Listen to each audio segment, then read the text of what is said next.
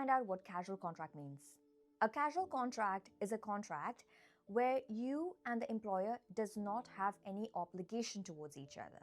What it essentially means that the employer holds no responsibility of giving you work, neither you as an employee has any obligation to accept the work. So in loose terms, let's say an employer rings you up and says, Jenny, can you work over on Saturday between 8 to 4? And if I'm busy between 8 to 4, then I can go back to the employer and say, sorry, I'm unavailable to work. That is completely okay and well within my rights of the contract.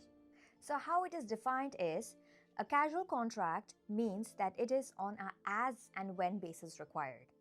I used to get $2 more than what the minimum wage was at that time, and this was slightly higher than what other part-time employees were getting at the time or permanent full-time employees, because the employer has no obligation to offer you rostered hours, as normally that they would have to guarantee the work to their part-time and their full-time permanent employees. Now let's go through the other bits and pieces of the contract.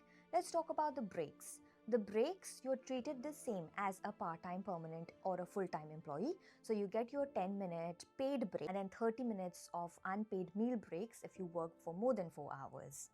For uniform, in this case, I had to buy the t-shirt from my own salary and it was deducted from my wages, and it is completely acceptable for employers to request you to do so, not be part of your employment package. For public holidays, I would still get paid time and a half, but I would miss out on getting the alternate day, which the permanent employees would get because they would have rostered guaranteed hours.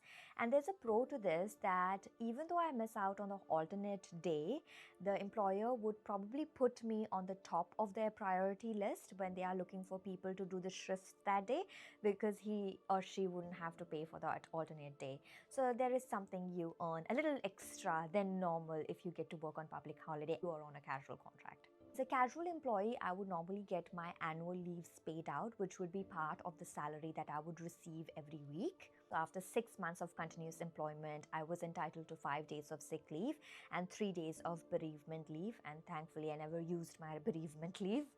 So now we're getting into the saucy bits of the contract. So let's do that.